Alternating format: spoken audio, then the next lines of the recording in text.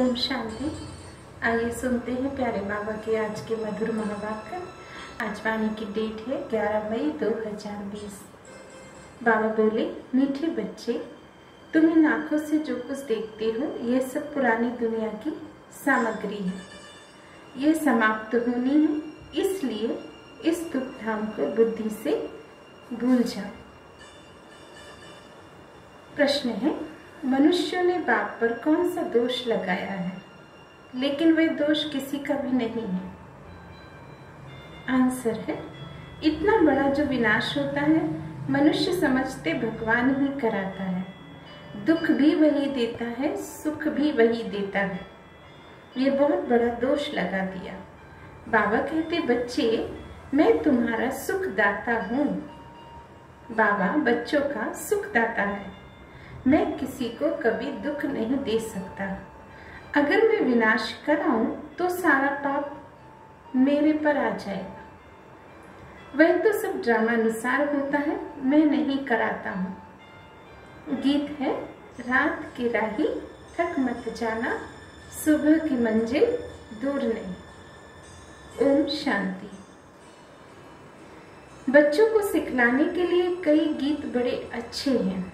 गीत का अर्थ करने से वाणी खुल जाएगी। बच्चों की बुद्धि में तो है हम सभी दिन की यात्रा पर। रात की यात्रा पूरी होती है।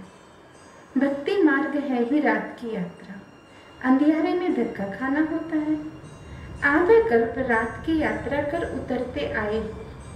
अभी आए हो दिन की यात्रा पर। यह यात्रा एक ही बारी करते हो। तुम जानते हो, याद की यात्रा से हम तमो प्रधान से सतो प्रधान बन फिर सतो प्रधान सतयुग के मालिक बनते हैं। सतो प्रधान बनने से सतयुग के मालिक और तमो प्रधान बनने से कलयुग के मालिक बनते हैं। उनको कहा जाता है स्वर्ग, इनको कहा जाता है नरक। अब तुम बच्चे बाप को याद करते हो। बाप से सुख मिलता है जो और कोई बोल नहीं सकते।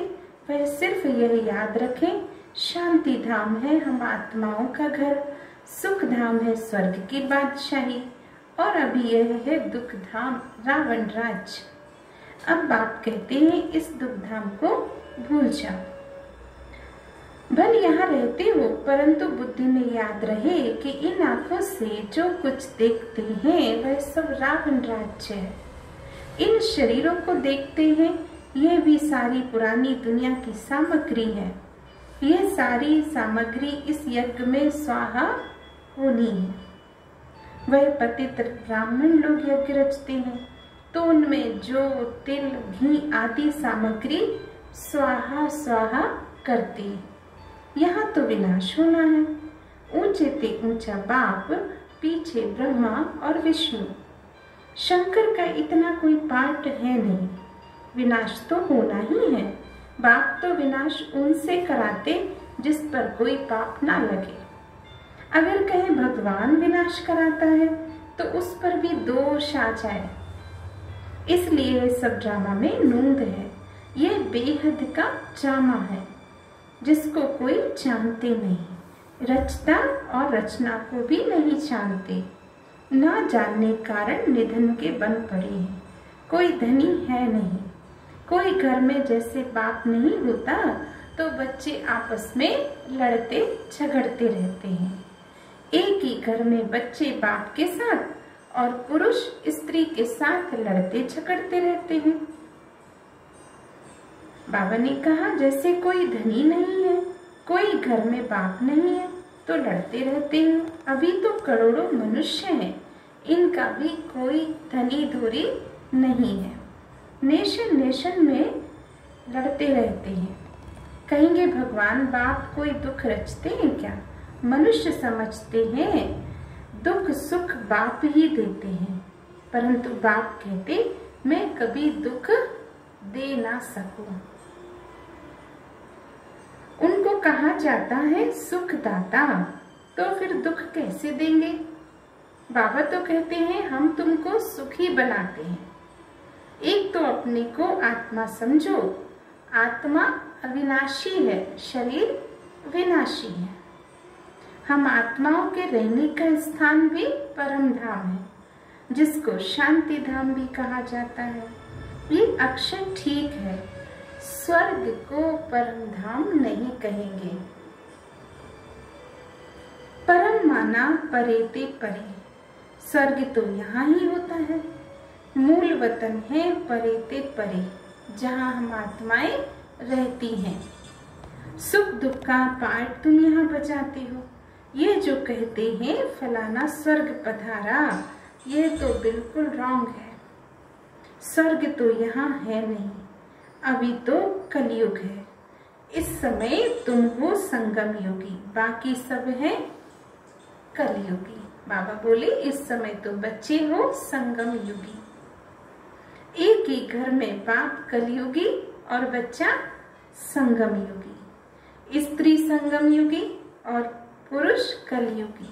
कितना फर्क हो जाता है। स्त्री ज्ञान लेती, पुरुष ज्ञान नहीं लेते, तो एक दो को साथ नहीं देते, घर में खिटखिट हो जाती है। स्त्री फूल बन जाती और वह कांटे का कांटा ही रह जाते हैं।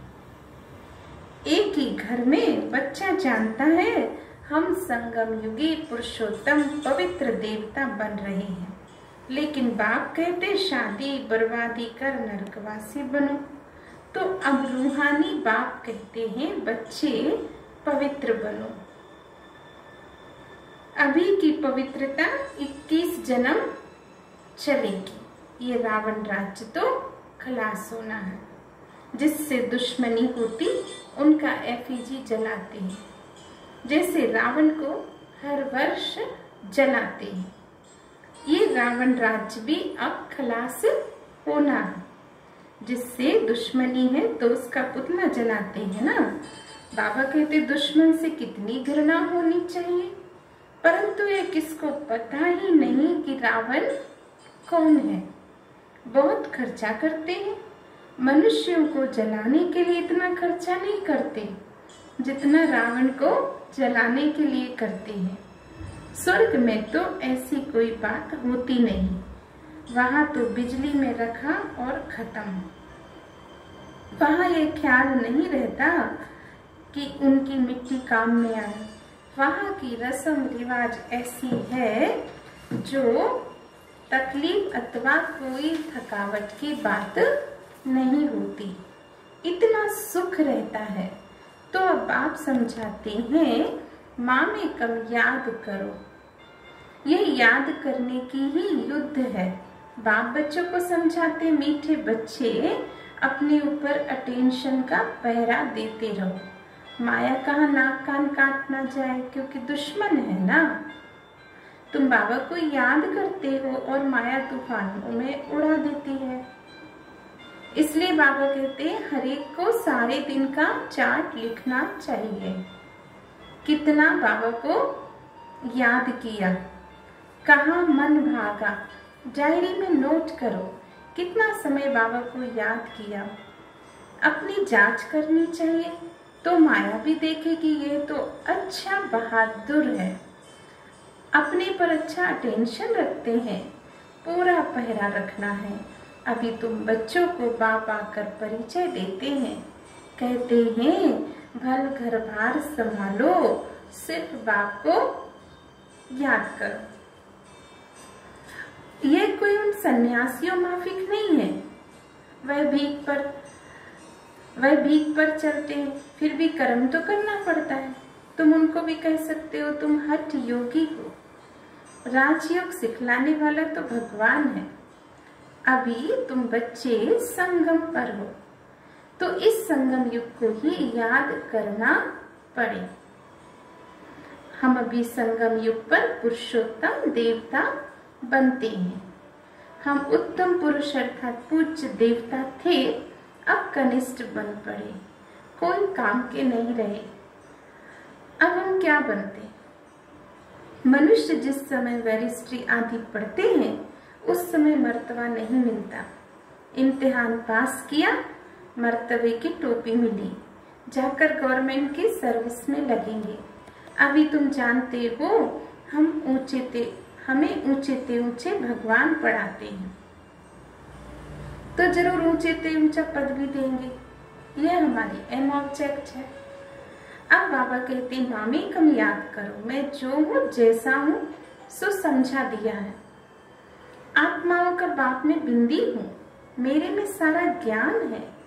तुमको भी पहले ये ज्ञान थोड़े ही था कि हम आत्मा है, बिंदी है।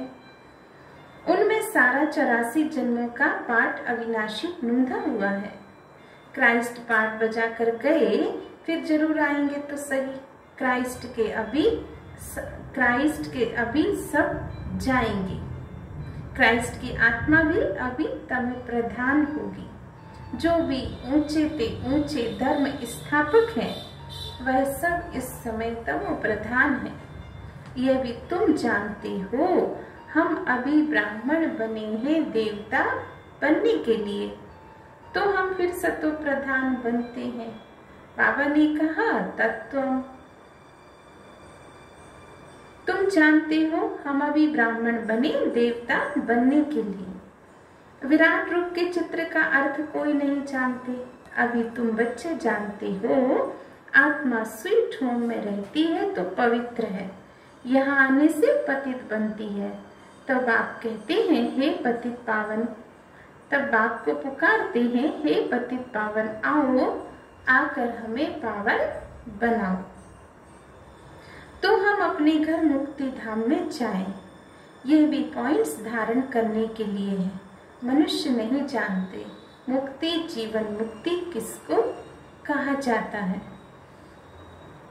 मुक्ति धाम को शांति धाम भी कहते हैं, जीवन मुक्ति धाम को सुख धाम भी कहते हैं। और यह है दुख का बंधन। जीवन मुक्ति को सुख का संबंध कहेंगे। अब दुख का बंधन दूर हो जाएगा। हम पुरुषार्थ करते हैं ऊंच पद पाने के लिए, तो ये नशा होना चाहिए। हम अभी श्रीमत पर अपना राज्य भाग्य स्थापन कर रहे हैं। बाबा ने कहा ये नशा रहना चाहिए। जगदम्बा नंबर 1 में जाती है, हम उनको फॉलो करेंगे। जो बच्चे अभी माता पिता के दिल पर चढ़ते, वही भविष्य में तख्त नशीन बनते हैं। दिल पर वह चढ़ते, बाबा ने कहा दिल पर वही चढ़ते जो दिन रात सर्विस में बिजी रहते हैं। सबको पैगाम देना है, बाप को याद करो। पैसा कौड़ी कुछ भी लेने का नहीं है। वह समझते ये राखी बांधने जाती हैं तो इनको कुछ देना पड़ेगा। बोलो हमको और कुछ नहीं चाहिए, सिर्फ 5 विकारों का दान दो। ये दान लेने हम आए हैं, इसलिए हम आपको पवित्रता की राखी बांधते हैं। बाबा को याद करो, पवित्र बनो तो देवता बनेंगे। बाकी हम पैसा कुछ भी नहीं ले सकते। हम वह ब्राह्मण नहीं है, सिर्फ 5 विकारों का दान दो तो ग्रहण छूटे। अभी कोई कला तो है नहीं, सब पर ग्रहण लगा हुआ है। तुम ब्राह्मण हो ना, जहाँ भी जाओ बोलो दे दान तो छूटे ग्रहण। पवित्र बनो, विकार में कभी नहीं जाना है। बाबा को याद करेंगे तो विकर्म विनाश होंगे और तुम फूल बन जाएंगे। तुम ही फूल थे, फिर कांटे बने हो। अब 84 जन्म लेते लेते गिरते आए हो। अब वापस जाना है, तो बाबा ने डायरेक्शन दिया है इनके द्वारा। वह है ऊंचे ते ऊंचा भगवान, उनको शरीर नहीं है। अच्छा, ब्रह्मा विष्णु शंकर को शरीर है क्या? तुम कहेंगे हाँ, उनको सूक्ष्म शरीर है, परंतु वह मनुष्यों की सृष्टि तो नहीं है। खेल सारा यहाँ है। सूक्ष्म वतन में नाटक कैसे चलेगा? वैसे मूल वतन में भी सूर्य चांद ही नहीं तो नाटक कैसे चलेगा? ये बहुत बड़ा मांडवा है। पुनर्जन्म भी यहाँ होता है, सूक्ष्म वतन में नहीं होता। अभी तुम्हारी बुद्धि में सारा बेहद का खेल है। अभी पता पड़ा है हम जो देवी देवता थे फिर कैसे वाम मार्ग में चाहते हैं। वाम मार्ग विकारी मार्ग को कहा जाता है। तो आधा कल्प हम पवित्र थे, हमारा ही हार और जीत का खेल है। भारत अविनाशी खंड है, यह कभी विनाश होता नहीं। आदि सनातन देवी देवता धर्म था तो कोई और धर्म नहीं था। तुम्हारी इन बातों को मानेंगे वही जिन्होंने कल्प पहले माना होगा। 5000 वर्ष से पुरानी कोई चीज होती नहीं। सतयुग में तुम पहले जाकर महल बनाएंगे, ऐसे नहीं। सोने की द्वारिका कोई समुद्र के नीचे है तो वह ऊपर आ जाएगी, निकल आएगी। दिखलाते हैं सागर से देवताएं रत्नों की थालियां भरकर देते थे। वास्तव में ज्ञान सागर तो बाप है जो तुम बच्चों को ज्ञान रत्नों की थालियां भर भर कर देते हैं। दिखाते हैं शंकर ने पार्वती को कथा सुनाई, ज्ञान रत्नों से झोली भरी। शंकर के लिए कहते हैं भांग धतूरा पीता था, फिर उनके आगे जाकर कहते झोली भर दो, हमको धन दो। तो देखो शंकर की भी ग्लानि कर दी है। सबसे जास्ती ग्लानि तो हमारी की है। यह भी खेल है जो फिर होगा। इस नाटक को कोई जानते नहीं। अब मैं आकर आदि से अंत तक का सारा राज समझाता हूँ। यह भी जानते हो ऊंचे ते ऊंचा तो बाप है। विष्णु सु ब्रह्मा और ब्रह्मा सु विष्णु कैसे बनते यह भी कोई समझ नहीं सकते हैं। अभी तुम बच्चे पुरुषार्थ करते हो कि हम विष्णु कुल का बने। विष्णुपुरी का मालिक बनने के लिए तुम ब्राह्मण बने हो, तुम्हारी दिल में है। हम ब्राह्मण अपने लिए सूर्यवंशी चंद्रवंशी राजधानी स्थापन कर रहे हैं, सो भी श्रीमत पर। इसमें लड़ाई आदि की तो कोई बात ही नहीं है। देवता और असुरों की लड़ाई कभी होती नहीं। देवताएं तो है सतयुग में, वहां लड़ाई कैसे होगी?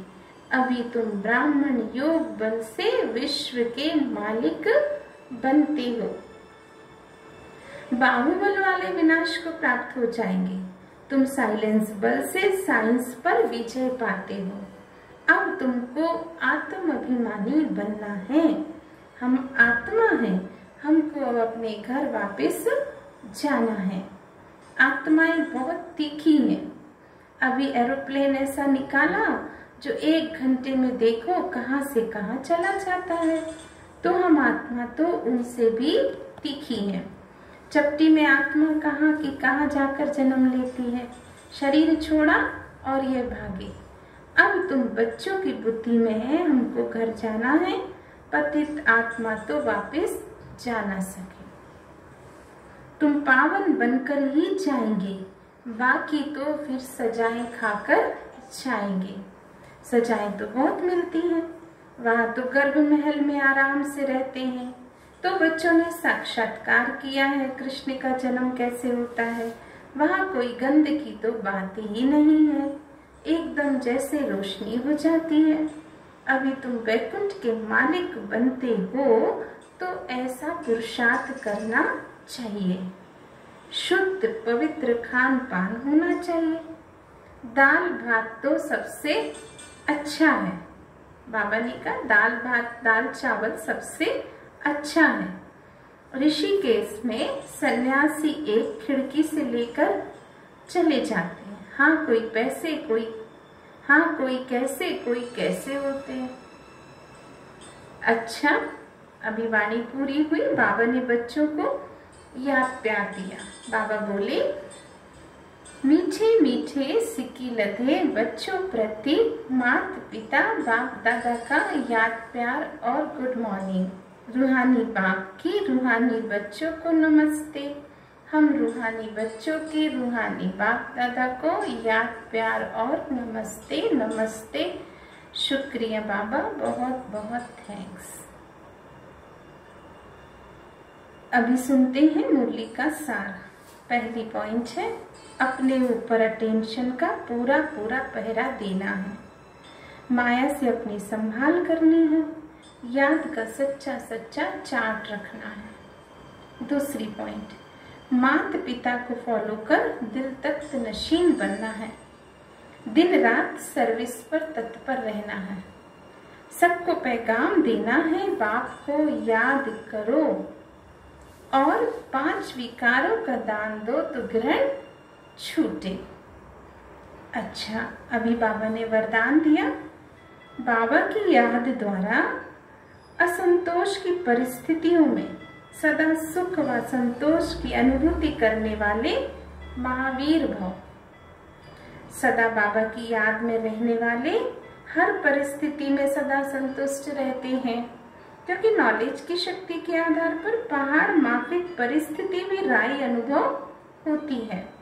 राई अर्थात कुछ नहीं, चाहे परिस्थितियां असंतोष की हो, दुख की घटना हो, लेकिन दुख की परिस्थिति में सुख की स्थिति रहे तब कहेंगे महावीर। कुछ भी हो जाए, नथिंग न्यू के साथ साथ बाप की स्मृति से सदा एक रस स्थिति रह सकती है, फिर दुख अशांति की लहर आ नहीं सकती। स्लोगन है, अपना देवी स्वरूप सदा स्मृति में रहे तो कोई की भी व्यर्थ नजर नहीं जा सकती। बाबा बोले, अपना देवी स्वरूप सदा स्मृति में रहे तो कोई की भी व्यर्थ नजर नहीं जा सकती। अच्छा, ओम शांति। शुक्रिया बाबा, बहुत बहुत थैंक्स। ओम शांति।